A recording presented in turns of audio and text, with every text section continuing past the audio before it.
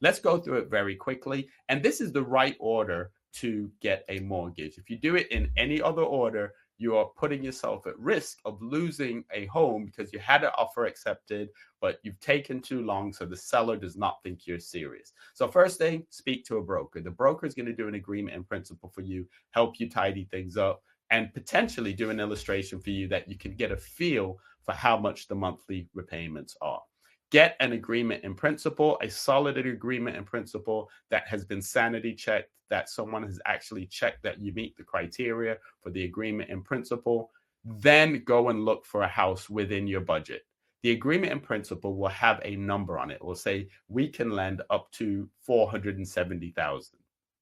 Don't tell the estate agent that you have 470,000 because then they're going to show you houses at 480, 490 because the belief is people always buy at the top of their budget.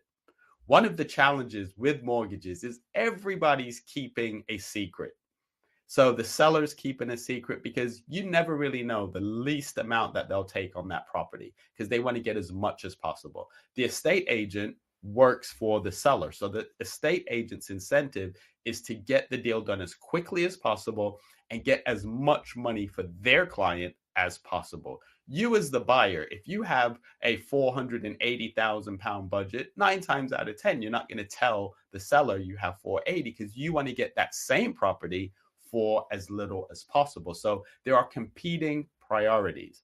But the way that you can win, especially if you're a first time buyer, is demonstrating to the seller that you are ready to go, that you have your mortgage in place, that you're serious about buying. I've seen instances where a first time buyer, meaning they're not in a chain, has bid a little bit less. So they've negotiated a deal a little bit lower than someone else, but that other person was in a chain.